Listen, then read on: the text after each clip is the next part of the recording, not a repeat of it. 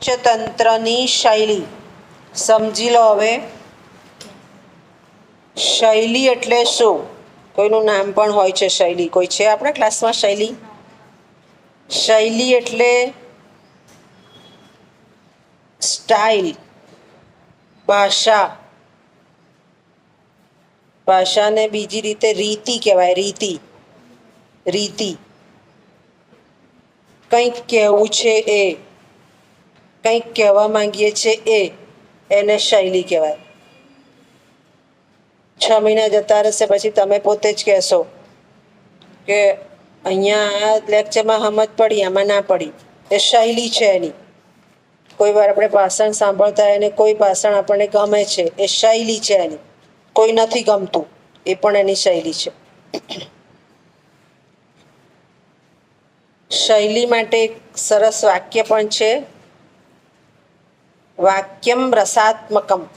તમે જે બોલો છો એમાંથી રસ નીકળવો જોઈએ, ગમવું જોઈએ સામેવાળા માણસને.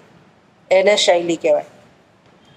પંચતંત્રની શૈલી કેવી છે? તો પહેલાં જ આપણને ખબર છે કે પ્રાણી કથા છે. એટલે પ્રાણીઓ દ્વારા સમજાવવાની વાત છે. જે વાત રજૂ થઈ છે, કથા, વાર્તા નહીં કહીશું, કથા કહીશું. કથા રજૂ થઈ છે એ ગદ્ય પદ્ય મિશ્ર છે. સંસ્કૃતમાં જોઈશું તો ગદ્ય પદ્ય મિશ્ર છે. ગદ્યમાં આખી વાર્તા આવી જાય છે, પદ્યમાં એનો ઉપદેશ રજૂ થાય છે. આ પણ શૈલી છે કે બહુ જ સરળતાથી જે રજૂ કરવું છે એ બાબત એમણે ઉપદેશાત્મક રીતે આપી દીધી છે. બીજું સંકલન કર્યું છે. સંકલન એટલે શું? તો કાગડો અને ઘુવડ બંનેને રાજા થવું છે તો સંકલન કરે છે કે હું રાજા થઈશ, કે હું રાજા થઈશ. બંને તાકાતવાળા છે પણ હવે ફાવી કોણ જશે? ખબર છે ચતુર કાગડો છે જ. એટલે સંકલન છે. પ્રાણી કથામાં પણ સંકલન છે. બીજું, જે વાત રજૂ કરવી છે એ ઉપદેશાત્મક રીતે કરી છે કે કાગડો રાજા છે પોતાના મંત્રીઓની સલાહને અનુસરે છે. હાલની પરિસ્થિતિ આપણે જોઈએ તો આપણને અમુક આપણે કહીએ પણ છીએ કે મોંઘવારી વધી ગઈ. પહેલાંના સમયમાં આવી નહોતી મોંઘવારી.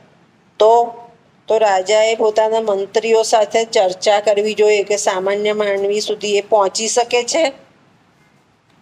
નથી પહોંચી શકતું તો એના ઉપાય રાજા પાસે ના હોય, મંત્રીઓ પાસે હોય. રાજા સમગ્ર સંચાલન કરે છે, મંત્રી બુદ્ધિથી વિચારીને રાજાને સૂચન કરે છે અને ત્યારે જ એ સૂચન ગ્રાહ્ય થાય છે.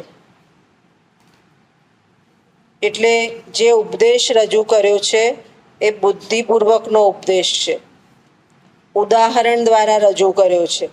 ઉદાહરણ આપ્યું છે. નામ જ આપ્યું છે કાગડાનું, જે મંત્રી છે સ્થિરજીવી, એટલે એની બુદ્ધિ જ સ્થિર છે. એટલે પાત્રોનું નામકરણ પણ એવું છે કે જેની અંદર સ્થિરજીવી નામ સમજીને સમજી જઈએ છે કે એ જે સલાહ આપશે એ સ્થિર સલાહ હશે. ત્યાર પછી પ્રાણીઓના વ્યવહાર બતાવ્યા છે કે ઘુવડ છે પોતાને રાત્રે દેખાય છે તો રાત્રે જઈને કાગડાઓના માળાનો નાશ કરે છે. એમાં પ્રાણીઓ દ્વારા પણ માનવના વ્યવહારનું સૂચન છે કે વ્યક્તિ જો દુષ્ટ હશે તો તમારા તરફનું જે કાર્ય છે એ કાર્યને બગાડશે. જો સારો હશે તો એ કાર્યમાં એ મદદરૂપ થશે.